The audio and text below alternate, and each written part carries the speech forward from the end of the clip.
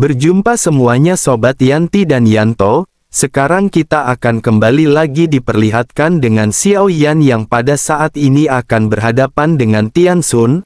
Lalu gemuruh dari kerumunan juga pada saat ini benar-benar semakin menggelegar. Sementara itu di atas awan di alam iblis keabadian terlihat ada sebuah istana megah yang tersembunyi di balik awan. Saat ini ada beberapa sosok yang sedang terbang menuju ke istana dan setelah beberapa saat mereka sampai, akhirnya sosok-sosok ini segera menangkupkan tangannya kepada sosok tubuh cantik yang sedang duduk di posisi terjauh di atas aula. Menyadari kehadiran sosok-sosok ini, sosok wanita tersebut segera bertanya mengapa aula budak Dewa Asyura begitu sibuk hari ini. Salah seorang di antara mereka segera menjelaskan bahwa dirinya akan melapor kepada Guru Agung. Dua penganut Tao atau Daozi pada saat ini telah meluncurkan tantangan budak dewa. Itulah sebabnya tantangan ini pada hari ini benar-benar begitu hidup. Sosok tersebut seketika mengangguk dan kembali bertanya apakah semua token keabadian dan iblis telah dipertukarkan. Salah seorang di antara kerumunan pada saat ini segera menjelaskan bahwa token terakhir telah ditukar oleh seorang bernama Zonggu. Dengan begitu maka sebanyak 10 token benar-benar telah disebar. Menanggapi perkataan tersebut sesosok pria berambut putih pada saat ini segera mengangguk. Sosoknya juga lanjut menjelaskan bahwa hanya saja Zonggu Daozi ini adalah yang terlemah di antara 10 orang ini. Dirinya hanya memiliki kekuatan di langkah kedua keabadian Kaisar. Dengan begitu apakah Guru Agung ingin mengganti kandidatnya? Dengan kekuatan orang ini dirinya tidak akan bisa memasuki gerbang kuno. Dengan begitu maka hal ini tidak berguna dan hanya membuang-buang tempat. Begitu perkataan dari pria beruban dan berjanggut putih pada saat ini terdengar aura kuat tiba-tiba menyebar menyebabkan semua energi dan darah dari sosok-sosok yang berdiri melonjak. Darah juga seketika tumpah keluar dari sudut mulut si pembicara. Sosok yang bernama Guru Agung pada saat ini segera bertanya apakah dirinya ingin ikut campur dalam hal ini. Guru Agung telah mengatakan bahwa token kuno keabadian dan iblis ini dapat ditebus oleh siapapun. Dengan begitu maka tidak ada yang bisa ikut campur mengenai hal ini. Mendengar hal tersebut sosok yang baru saja berbicara segera menangkupkan tangannya. Sosoknya lanjut menjelaskan bahwa pada saat ini Yang Mulia Guru Agung mohon tenang. Mereka tidak akan ikut campur sedikit pun. 10 orang sebelumnya juga telah menukar token tersebut dengan sukarela. Sosok di kejauhan pada saat ini sedikit terdiam sebelum akhirnya menjelaskan bahwa situasi saat ini sangat memprihatinkan. Jika Guru Agung melakukan satu langkah yang salah jangankan tubuh mereka, jiwa mereka juga akan dihancurkan. Sekarang karena 10 orang telah berkumpul maka mereka harus memanggil orang-orang ini ke aula. Mereka harus segera pergi ke gerbang kuno untuk menemukan cara memecahkan situasi ini. Begitu suara ini terdengar pada saat ini kekuatan besar segera mendorong sosok-sosok ini keluar istana. Semua sosok segera menstabilkan tubuh mereka jauh dari istana dengan penampilan sedikit memalukan. Salah seorang di antara mereka segera bergumam bahwa hal ini benar-benar sungguh sangat membingungkan. Ada cara untuk memecahkan situasi di gerbang kuno. Mengapa mereka harus membiarkan orang-orang lemah ini pergi ke sana? Jika begitu permasalahannya bukankah peluang suksesnya semakin kecil? Menanggapi hal tersebut salah seorang lainnya segera mengangguk dan berkata bahwa mereka memang tidak memahami niat Yang Mulia Guru Agung. Oleh karena itu sebaiknya mereka pada saat ini segera melakukan apa yang telah diperintahkan. Sesosok di sampingnya juga mengangguk dan berkata bahwa situasi di alam kuno keabadian dan iblis pada saat ini sangat mengerikan. Masuknya manusia benar-benar sangat misterius. Jumlahnya juga akan terus bertambah dan beberapa telah ditemukan menjara sumber daya dengan cara gila-gilaan. Ada juga di antara mereka yang memasuki bintang raksasa dan menyerap kekuatan bintang. Ada juga di antara mereka yang menghancurkan bintang-bintang dan selain itu ada juga orang-orang yang lebih kuat yang masuk untuk mengambil token iblis keabadian. Jika hal ini terus berlanjut maka sumber daya mereka akan semakin kecil, begitu origin Qi menghilang kehampaan akan runtuh dan dunia akan terpecah, semuanya pada akhirnya akan benar-benar berubah menjadi ketiadaan. Menanggapi perkataan dari sosok tersebut semuanya pada saat ini sedikit terdiam sebelum akhirnya menganggukkan kepala masing-masing. Salah seorang di antara lainnya pada saat ini segera berkata bahwa ngomong-ngomong memang ada beberapa permasalahan saat ini, oleh karena itu mereka pada saat ini harus mengikuti peraturan yang telah ditetapkan, mereka harus mengumpulkan semua orang yang pada saat ini memegang token giok iblis keabadian kuno. Ada beberapa pemegang token ini yang tidak berada di alam iblis keabadian kuno. Mari mereka membagi tugas dan mencari orang ini satu demi satu. Begitu mendengar hal ini semua orang seketika mengangguk setuju dan pria berambut putih segera mengeluarkan slip batu giok. Sosoknya lanjut membagikan slip batu giok kepada masing-masing. Anggota sosoknya lanjut menjelaskan bahwa masing-masing di antara mereka bisa mencari orang yang berada di dalam token batu giok. Jika mereka bekerja secara terpisah maka mereka akan bisa lebih cepat mendapatkan hasil. Sosok-sosok ini seketika menatap ke arah slip batu giok yang diberikan kepada mereka. Ada nama yang tertulis begitu juga dengan informasi rinci tentang orang-orang yang memiliki token iblis keabadian kuno. Pada akhirnya tanpa penundaan lebih lanjut sosok-sosok ini seketika mulai melesat menghilang satu demi satu. Setelah beberapa saat hanya ada sosok cantik yang tersisa di atas awan. Melihat nama di slip batu giok alisnya pada saat ini seketika sedikit terangkat. Sosoknya bergumam apakah Zonggu benar-benar penukar terakhir? Jika begitu permasalahannya dirinya beruntung karena Zonggu seharusnya masih berada di alam iblis keabadian. Dengan begitu maka tidak akan sulit baginya untuk bisa menemukan Zonggu. Sosok yang berbicara ini seketika menyingkirkan slip batu giok di tangannya. Sosok ini tampak tidak asing bagi Jin Chang karena sosok ini adalah sosok Yuyan yang sebelumnya menamparkan Jin Chang dengan telapak tangannya. Sosok Yuyan pada akhirnya pada saat ini seketika menghilang di atas awan. Sementara itu kembali ke istana di mana terlihat seorang wanita cantik yang berdiri. Di telapak tangan putihnya sebuah ramuan muncul dan matanya yang indah segera memandang ramuan tersebut. Selanjutnya dirinya memasukkan ramuan tersebut ke dalam mulutnya. Sesaat kemudian senyum puas pada saat ini seketika muncul di wajah cantiknya. Sosok ini bergumam bahwa ramuan ini rasanya enak sekali. Meskipun teknik pemurniannya tidak luar biasa tetapi api pemurniannya seharusnya bukan api biasa.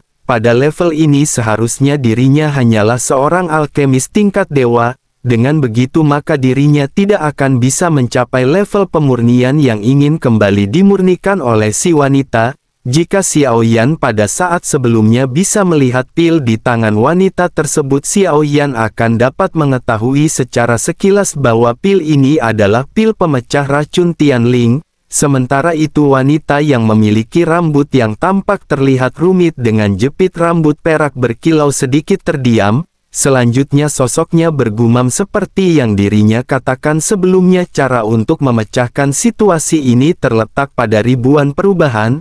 Selain itu terlebih lagi klan Cimi dari gerbang kuno juga. Si wanita pada saat ini tampak sedikit menghela nafas sebelum akhirnya lanjut bergumam bahwa klan Cimi telah lama dikalahkan.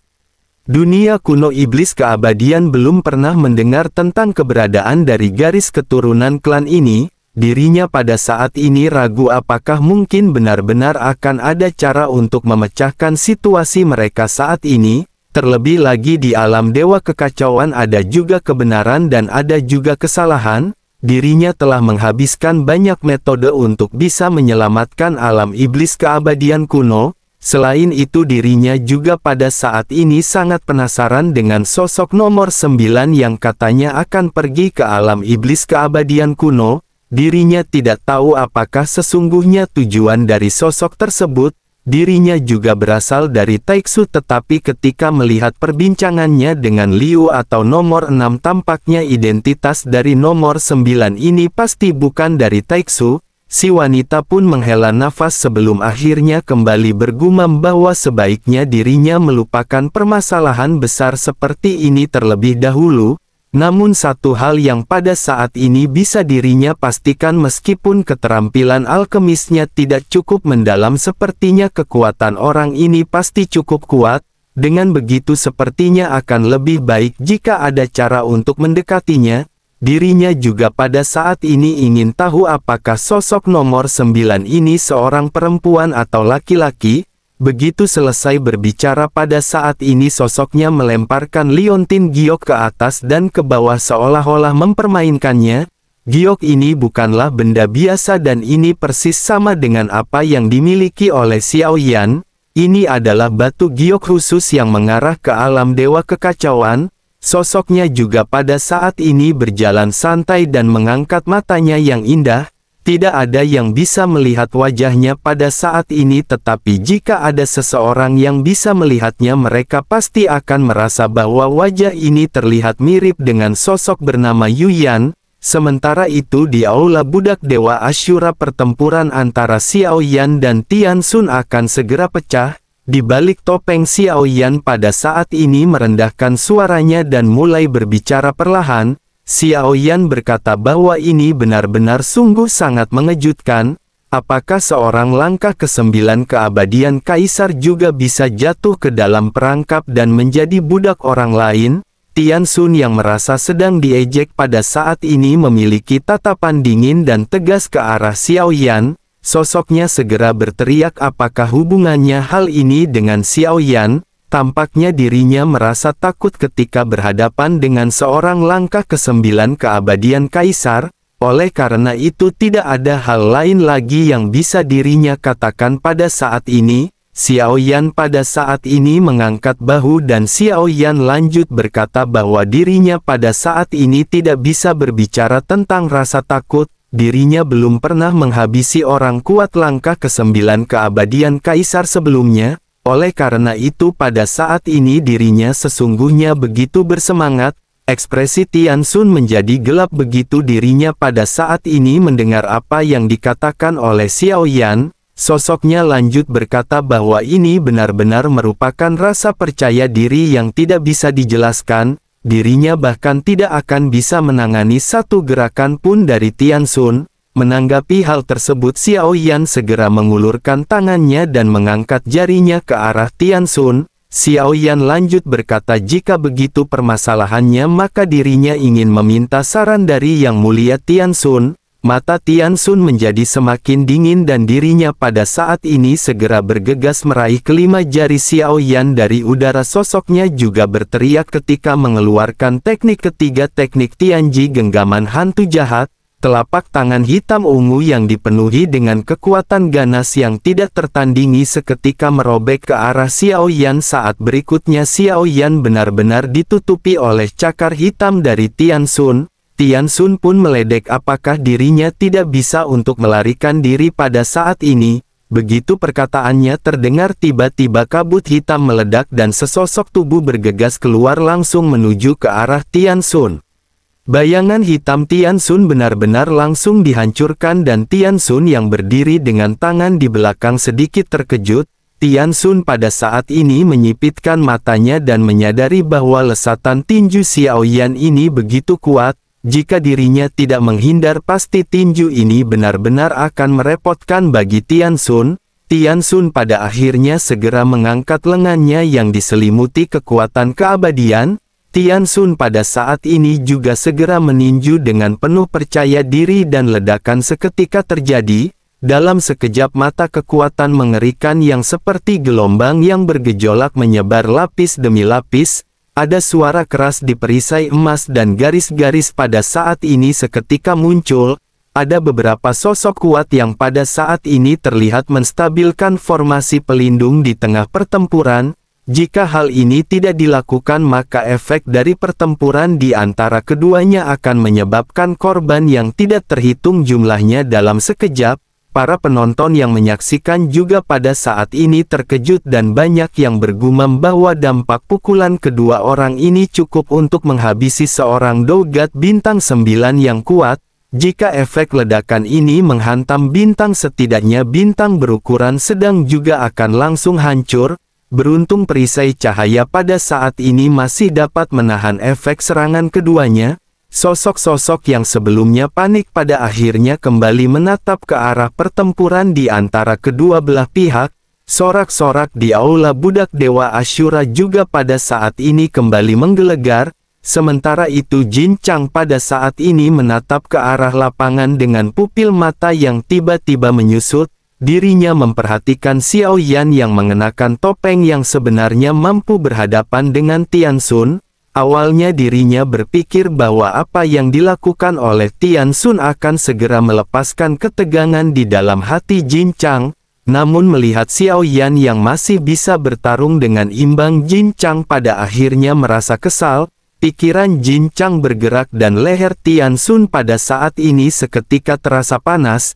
Jin Chang juga mengirimkan transmisi suara ke benak Tian Xun sambil ngomel-ngomel. Jin Chang berkata, dasar budak tidak berguna. Tian Xun pada saat ini menggertakkan giginya dan dirinya pada saat ini benar-benar merasakan ketidaknyamanan. Sementara itu Jin Chang kembali berkata bahwa jika dirinya berani mengkhianati Jin Chang, dirinya akan segera mati di tempat. Untuk Jin Chang, dirinya akan memberikan waktu kepada Tian Xun sebatang dupa, dan jika tidak Tian Xun akan benar-benar langsung dihabisi oleh Jin Chang. Tian Xun seketika berubah menjadi muram mendengar apa yang baru saja dikatakan oleh Jin Chang. Dirinya telah mencoba banyak metode untuk mematahkan segel budak ini. Baik Tian Xun maupun Ning Yao tidak pandai dalam teknik penyegelan, oleh karena itu sangat sulit bagi mereka untuk mematahkannya. Hanya ada satu cara untuk sukses, yakni memilih untuk menghancurkan diri sendiri. Selanjutnya mereka hanya perlu kembali membentuk tubuh fisik mereka. Namun bagi mereka, jika mereka menghancurkan fisiknya sendiri dengan metode seperti ini, kekuatan mereka pasti akan turun dan lokasi mereka juga pada saat ini masih belum diketahui. Bahkan jika mereka dapat bentuk kembali tubuh fisik mereka dan menghilangkan segel budak, mereka mungkin tidak akan bisa melarikan diri dari sini. Tian Xun pun bergumam di dalam hatinya bahwa ini benar-benar sungguh sangat sial. Ketika suatu hari nanti dirinya bisa melepaskan diri dari segel budak sampah ini, pasti akan menjalani kehidupan yang lebih buruk daripada kematian. Bersama dengan hal tersebut, pada saat ini Tian Xun merasakan kekuatan besar yang datang dari depannya. Tidak hanya tidak melemah selama konfrontasi, tetapi kekuatan lawannya benar-benar semakin kuat. Kekuatan besar meledak dari tinju Xiao Yan, dan sebelum Tian Xun sempat bereaksi, tinju ini benar-benar mengguncang dan pukulan lain juga pada saat ini kembali mendarat. Ledakan seketika terjadi dengan tinju yang benar-benar menghantam tubuh Tian Xun.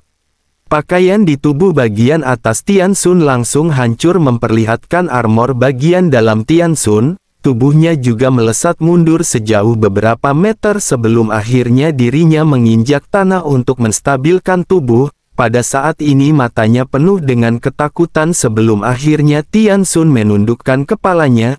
Armor bagian dalamnya pada saat ini terlihat ada bekas tinju yang jelas. Ketika Tian Xun mengangkat kembali kepalanya untuk mengunci sosok Xiao Yan, ternyata sosok Xiao Yan pada saat ini telah menghilang. Tian Xun melotot dan bergumam bagaimana mungkin dirinya bisa menghilang tiba-tiba. Di bawah tatapan mata yang tidak terhitung jumlahnya di aula budak para Dewa Asyura, mereka pada saat ini hanya bisa melihat sosok Tian Xun yang tampak memalukan.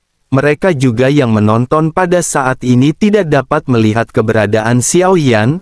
Tian Xun pada saat ini benar-benar berkeringat dingin setelah merasakan konfrontasi dari Xiao Yan. Jelas bahwa lawannya pada saat ini bukan berada di langkah kelima keabadian, namun jika merasakan auranya sebelumnya, kekuatannya memang berada di langkah kelima keabadian. Tian Xun tanpa sadar bergumam, mungkinkah dirinya memiliki tubuh keabadian? Bagaimana mungkin dirinya benar-benar begitu sering bertemu dengan orang yang memiliki tubuh keabadian? Tian Xun pun menggertakkan giginya dan bergumam bahwa dirinya tidak menyangka ramuan beracun yang diberikan oleh Ning Yao akan dapat digunakan di sini kali ini. Namun sebelum itu dirinya harus melihat apakah dirinya perlu menggunakannya atau tidak. Begitu selesai bergumam, sosoknya pada saat ini menggertakkan gigi dan mulai kembali berteriak ketika mengeluarkan teknik ke-9 hantu memenuhi langit. Lapisan kabut hitam segera menyebar dari kaki Tian Xun dan menyebar ke seluruh tempat. Area pertempuran pada saat ini seolah-olah telah berubah menjadi rawa dengan dipenuhi kabut berwarna hitam. Hantu yang tidak terhitung jumlahnya juga menyebar dari sana. Hantu-hantu ini berkeliaran di sekitar arena dan Tian Xun tampaknya ingin menggunakan hal ini untuk menemukan Xiao Yan. Segera setelah itu Tian Xun melihat beberapa roh hantu hancur dengan begitu cepat. Bahkan hantu-hantu ini juga sepertinya tidak mampu mengimbangi kecepatan Xiao Yan. Bersamaan dengan hal tersebut Tian Xun juga merasakan angin sepoi-sepoi yang bertiup di wajahnya. Dirinya membuka matanya dan seketika melesatkan telapak tangan ke arah angin tersebut. Bersamaan dengan hal tersebut dirinya juga tiba-tiba merasakan hawa dingin di punggungnya. Suara samar segera terdengar seperti guntur ketika bertanya apakah ini tingkat kekuatan Raja Roh atau Raja Spiritual. Pada saat ini Tian Xun tiba-tiba menyadari bahwa ketika dirinya berbicara sebelumnya tampaknya pihak lain telah memanggil namanya. Tian Xun benar-benar terkejut dan Tian Xun segera melindungi dirinya dengan kekuatan keabadian. Namun meskipun begitu kekuatan dahsyat pada saat ini sudah mengalir masuk ke arah Tian Xun, lebih dari satu pukulan pada akhirnya benar-benar mendarat di tubuh Tian Xun. Kekuatan keabadian di tubuh Tian Xun runtuh sedikit demi sedikit dan organ dalam Tian Xun juga pada saat ini terkena imbas. Beberapa bekas tinju emas muncul di tubuhnya dan Tian Xun segera menyemburkan seteguk besar darah. Matanya juga menunjukkan kengerian dan pada saat ini tubuhnya seketika melesat mundur. Penampilan Tian Xun pada saat ini tampak terlihat lebih memalukan daripada sebelumnya. Sosoknya juga menghantam tepi perisai emas dengan keras sebelum akhirnya berhasil menstabilkan tubuh. Tian Xun pada saat ini tidak berpikir bahwa akan ada orang di alam iblis keabadian kuno yang mengenali mereka sebagai Raja Roh. Terlebih lagi lawan Tian Xun juga mengenakan topeng dan dirinya benar-benar tidak bisa mengenali sosok tersebut. Oleh karena itu kemungkinan yang pada saat ini melintas di benak Tian Xun adalah bahwa lawannya memiliki kemampuan untuk membaca ingatan lawan. Sosoknya pada akhirnya bergumam bahwa ini benar-benar tampak menarik. Apakah dirinya masih bisa memiliki kemampuan untuk melihat ke dalam hati seseorang? Begitu selesai berbicara Tian Xun pada saat ini kembali memuntahkan seteguk besar darah. Sosoknya menahan rasa sakit dan mencoba berdiri. Kekuatan keabadian yang melonjak seketika juga langsung menyembuhkan luka-luka Tian Xun. Sementara itu Xiao Yan pada saat ini menyadari bahwa akan cukup sulit untuk menghancurkan Tian Xun yang berada di langkah ke-9 keabadian Kaisar. Bagaimanapun Tian Xun adalah langkah ke-9 dan kekuatannya tidak hanya sekedar seperti ini. Xiao Yan juga sadar bahwa untuk benar-benar menghancurkan Tian Xun Xiao Yan harus terlibat pada pertempuran berdarah. Sementara itu di pinggir arena sosok Jin Chang pada saat ini kembali berteriak apakah sesungguhnya yang dilakukan oleh Tian Xun. Orang ini hanyalah langkah ke-5 keabadian Kaisar dan mengapa dirinya tidak bisa menghadapinya. Mendengar hal ini Tian Xun akhirnya tidak lagi bisa menahan hal ini lebih lama. Tian Xun segera mengeluarkan suara gemuruh yang menggemparkan ketika berteriak kepada Jin Chang bahwa dirinya benar-benar terlalu berisik. Suaranya juga pada saat ini bergema di seluruh aula budak Dewa Ashura dan meskipun perisai pelindung mengisolasi kekuatan ini, perisai ini tidak dapat mengisolasi tekanannya dan dalam sekejap mata dada banyak sosok terasa sesak dan seteguk darah keluar dari mulut masing-masing. Seluruh aula budak Dewa Ashura juga pada saat ini benar-benar seketika terdiam. Zonggu juga melihat dengan gugup pertempuran sengit di antara kedua belah pihak. Bahkan dirinya tidak menyadari ada sosok cantik yang sedang duduk di kursi tidak jauh darinya. Saat Zonggu sedang menyaksikan pertempuran di lapangan dengan penuh konsentrasi, sebuah suara lembut tiba-tiba terdengar di telinga Zonggu. Suara tersebut berkata bahwa ini merupakan budak dewa yang kuat. Zonggu Daozi sangat beruntung bisa mendapatkan budak dewa yang begitu kuat. Zonggu tiba-tiba menoleh ke belakang dan melihat sosok cantik di sampingnya. Segera Zonggu sangat ketakutan sehingga dirinya tiba-tiba berdiri. Zonggu lanjut menangkupkan tangannya dengan penuh hormat dan wajahnya tampak terlihat menjadi pucat. Dengan sedikit terbata-bata Zonggu segera berkata bahwa dirinya ingin meminta maaf kepada Tuan Yuyan. Dirinya benar-benar tidak menyadari keberadaan Tuan di sini. Mata indah Yuyan sedikit ungu dan tampak tidak ada kemarahan di wajahnya. Dirinya hanya mengangkat tangannya sedikit dan berkata bahwa itu bukanlah permasalahan. Zonggu Daozi bisa kembali duduk dan menyaksikan pertempuran yang luar biasa ini. Zonggu hanya bisa mengatupkan giginya erat-erat dan berpikir bahwa hal ini sungguh mengerikan. Dirinya juga tidak menyangka bahwa pertempuran yang begitu sengit ini akan menarik perhatian dari Tuan Yuyan. Dirinya juga pada saat ini khawatir identitas dari Xiao Yan mungkin akan bisa terungkap. Detak jantung Zonggu berdebar kencang dan dirinya pada saat ini hanya bisa membeku di tempat. Melihat Zonggu yang berkeringat, Yuyan kembali berkata mengapa Zonggu Daozi harus bersikap begitu gugup. Dirinya juga tidak pernah memperlakukan Zonggu Daozi dengan kasar. Oleh karena itu dirinya pada saat ini bisa duduk dan menyaksikan pertarungan di lapangan yang begitu seru. Melihat senyum yang terpancar dari Yuyan barulah Zonggu pada akhirnya bereaksi. Dirinya segera menekan keterkejutan di dalam hatinya dan kembali duduk. Zonggu pada saat ini menatap ke arah pertempuran dan Zonggu pada saat ini sama sekali tidak yakin dengan kekuatan Xiao Yan. Namun melihat Xiao Yan yang bisa berhadapan dengan langkah ke-9 keabadian Kaisar, Zonggu pada saat ini malah semakin bingung. Sementara itu di samping Zonggu, Yuyan kembali berkata bahwa tubuh fisik budak dewa ini sangat kuat. Mungkinkah dirinya memiliki tubuh keabadian? Zonggu seketika hanya bisa terdiam dan bergumam di dalam hatinya bahwa ini benar-benar sungguh sangat sial. Dirinya tidak pernah memperhatikan apakah ada budak dewa yang ditangkap yang memiliki tubuh keabadian. Jika begitu permasalahannya, dirinya benar-benar khawatir hal ini akan menjadi permasalahan. Tampaknya hanya tinggal menunggu waktu sebelum identitas mereka pada akhirnya ditemukan.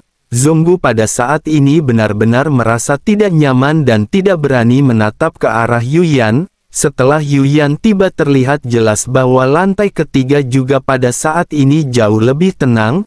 Mata semua orang tampaknya dipenuhi dengan kegembiraan setelah melihat kecantikan dari sosok Yuyan. Di atas dari Daozi ada Lord atau Tuan atau Nyonya yang merupakan orang terkuat di alam keabadian iblis. Mereka benar-benar mendominasi, oleh karena itu tidak ada yang berani melakukan kesalahan di depan mereka. Sementara itu di kejauhan Jin Chang pada saat ini tampak terkejut dan matanya tampak memiliki kilatan amarah. Namun dirinya pada saat ini tidak lagi berbicara dan hanya terfokus pada pertempuran. Dirinya pada saat ini benar-benar masih dipenuhi dengan ketegangan karena Xiao Yan masih mampu bertahan bertarung melawan Tian Xun. Sementara itu momentum Tian Xun pada saat ini kembali melonjak dan dirinya benar-benar mendorong tangannya ke depan. Tian Xun pada saat ini seolah-olah sedang memasukkan telapak tangannya ke dalam kehampaan. Tubuh Xiao Yan juga segera bergetar seolah-olah Xiao Yan akan langsung bisa dihancurkan berkeping-keping dalam sekejap. Xiao Yan ingat bahwa teknik ini adalah teknik yang pernah dilakukan oleh Jin Taiwei. Xiao Yan pernah berhadapan dengan Jin Taiwei yang merupakan pemimpin aliansi Dosian yang menggunakan teknik ini selama pertempuran di tempat hukuman para dewa. Menurut Jin Taiwei, teknik ini dirinya dapatkan dari dewa jahat dan pada saat itu dengan kekuatan Jin Taiwei, kekuatannya saja sudah sangat menakutkan. Oleh karena itu bagaimana jika teknik ini dilakukan oleh Tian Xun yang jauh lebih kuat daripada Jin Taiwei? Namun meskipun begitu itu Xiao Yan juga tidak lagi selemah seperti dahulu. 82 tinju para dewa juga belum dilepaskan oleh Xiao Yan sepenuhnya. kekuatan keabadian di tubuh Xiao Yan juga pada akhirnya seketika kembali melonjak. Energi serta kekuatan darah yang kuat pada saat ini meledak dan tubuh Xiao Yan seketika bergetar. Xiao Yan secara langsung pada saat ini terbang menuju ke arah Tian Xun. Pada saat ini Tian Xun memandang ke arah Xiao Yan yang melesat ke arahnya dengan tatapan tajam. Tangan Tian Xun juga tiba-tiba bergetar seolah-olah dirinya bisa merobek Xiao Yan dalam sekejap. Kekuatan yang tidak bisa dijelaskan seketika menyelimuti Xiao Yan dan Xiao Yan seketika juga membeku. Namun meskipun begitu Xiao Yan pada saat ini juga telah melesatkan tinjunya yang kuat. Tinju yang seperti guntur dengan cahaya keemasan pada saat ini bersinar dengan terang. Bayangan tinju ini secara tidak kasat mata segera berhadapan dengan teknik pemecah langit Tian Xun. Bersamaan dengan hal tersebut pada saat ini di balik topeng segel bintang 7 Xiao Yan juga berkedip. Tubuh fisik dari klon dewa asli jauh lebih kuat jika dibandingkan dengan tubuh Xiao Yan. Dengan begitu Xiao Yan juga pada saat ini dapat dengan leluasa mengeluarkan teknik 82 tinju para dewa. Banyak tinju pada saat ini dilesatkan oleh Xiao Yan yang pada saat ini tidak lagi membeku. Seluruh perisai emas juga bergetar bersamaan dengan tinju Xiao Yan yang terus-menerus membombardir Tian Xun. Banyak orang yang menyaksikan pertempuran ini benar-benar bergetar jantungnya akibat tinju yang dilemparkan oleh Xiao Yan. Melihat perisai cahaya yang bergetar, banyak sosok pada saat ini seketika dipenuhi dengan kepanikan. Mereka bertanya-tanya mengapa perlindungan ini terasa seperti tidak bisa bertahan lagi. Mungkinkah perisai cahaya ini akan segera hancur akibat efek serangan orang ini? Menanggapi hal tersebut, salah seorang lainnya segera berkata agar mereka jangan khawatir. Ini adalah apa yang ditinggalkan oleh Guru Agung, oleh karena itu tentu saja tidak akan. Begitu perkataan si pria terdengar, tinju Xiao Yan di lapangan juga menjadi semakin cepat dan intens. Tian Xun juga pada saat ini meraung dengan kesakitan dan keduanya pada saat ini mengeluarkan kekuatan terkuat masing-masing. Suara tajam terdengar dan perisai cahaya pada saat ini tampak dipenuhi dengan retakan. Tiba-tiba terjadi keributan di seluruh aula dan banyak sosok pada saat ini berlarian. Jika pelindung ini dapat dihancurkan, maka sisa kekuatan pertempuran di antara kedua belah pihak dapat menghabisi mereka dalam sekejap. Banyak orang juga pada saat ini bahkan tampak tidak peduli dengan nilai taruhan mereka masing-masing. Lebih penting untuk menyelamatkan nyawa mereka dalam situasi seperti ini. Namun pada saat ini Yu Yan perlahan mengelurkan tangan rampingnya dan menekannya ke arah tirai cahaya. Seluruh perisai emas tiba-tiba meledak dengan cahaya yang menyilaukan dan kerusakan segera diperbaiki secara instan. Sosok-sosok yang mulai berlarian pada akhirnya kembali menjadi tenang dan seketika menghela nafas lega. Suara keras seketika juga terdengar ketika berkata agar semua orang jangan khawatir. Ada Tuan Yu Yan di sini sekarang, oleh karena itu mereka tidak perlu takut. Kerumunan pada akhirnya kembali menyaksikan pertempuran intens yang terjadi di antara Xiao Yan dan Tian Xun. Bersama dengan hal tersebut, ledakan dahsyat juga pada saat ini meledak di seluruh aula. Dua sosok pada saat ini melesat mundur pada saat yang bersamaan efek akibat dari benturan. Mereka pada saat ini menghantam perisai satu demi satu dan seketika berhenti sambil menatap ke arah masing-masing. Keduanya juga memuntahkan seteguk besar darah ketika mereka melesat mundur. Jelas sekali bahwa tidak ada di antara mereka yang mendapatkan manfaat dari konfrontasi sebelumnya.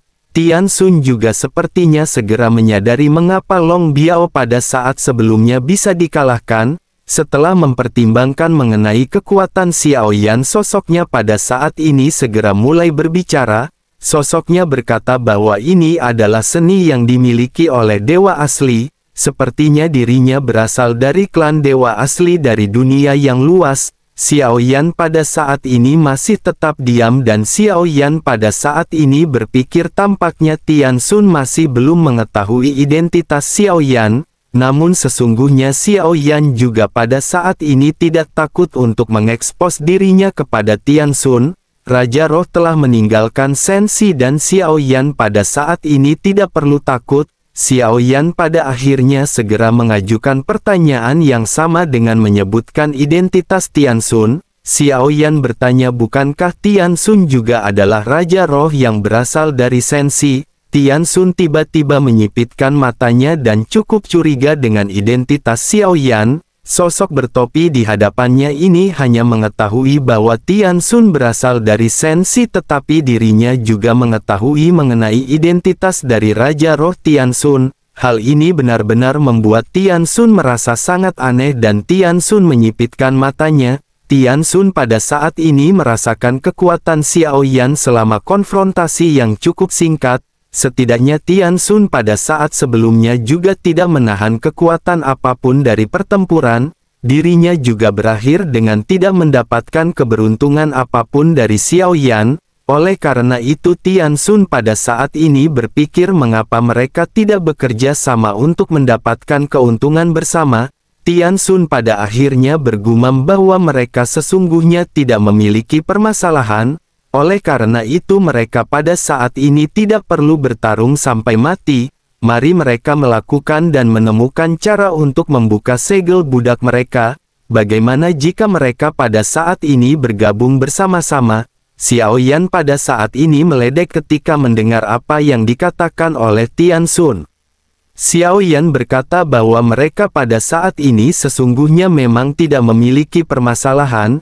Namun itu adalah sesuatu yang hanya diketahui oleh Tian Xun. Sesungguhnya kebencian di antara mereka benar-benar telah tertunda dan begitu besar. Begitu selesai berbicara, Xiao Yan mengeluarkan pedang berat misterius yang dibalut dengan perban putih di belakangnya. Begitu Tian Xun melihat pedang berat ini, mata Tian Xun pada saat ini tiba-tiba menyusut. Pedang ini bukanlah benda yang asing bagi Tian Xun.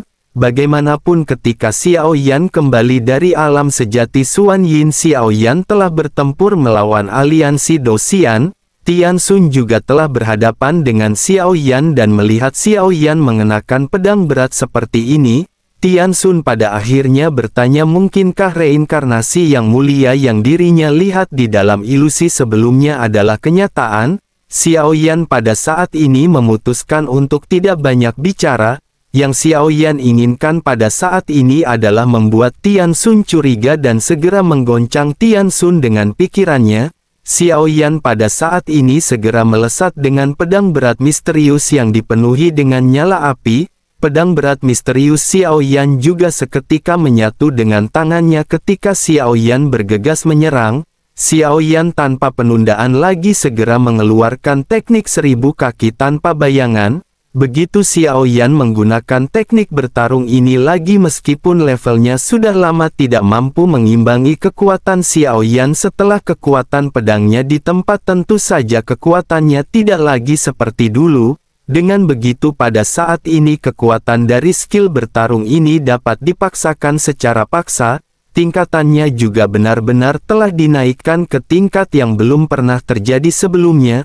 Tian Xun pada saat ini benar-benar diselimuti oleh serangan bayangan pedang dari Xiao Yan di udara. Matanya terlihat muram dan dirinya pada saat ini memfokuskan pedang panjang di tangannya. Menghadapi lesatan bayangan pedang dari Xiao Yan pada saat ini, Tian Xun langsung menyerang dengan lesatan energi pedang. Kekuatan kedua belah pihak pada akhirnya kembali bertabrakan dan dampak yang mengerikan melanda dengan gila-gilaan. Masih belum ada yang bisa mendapatkan keuntungan dari pertempuran semacam ini, tetapi intensitas pertempurannya terus meningkat. Sementara itu di udara, Xiao Yan pada saat ini segera mengambil langkah berturut-turut ketika mengeluarkan teknik 7 langkah mengejutkan para dewa. Bayangan kaki yang besar seketika menutupi langit dan matahari, dan di ruang di sini yang terbatas Tian Xun pada saat ini benar-benar tidak memiliki tempat untuk bisa melarikan diri. Tian Xun segera menggertakkan giginya dan lanjut mengeluarkan teknik ketiga segel budak 1000 iblis. Sebuah tangan besar pada saat ini muncul di depan Tian Xun dan langsung dilesatkan ke arah kaki kental yang dibentuk oleh Xiao Yan. Ledakan kembali terjadi dengan seluruh aula budak Dewa Asyura yang bergetar hebat.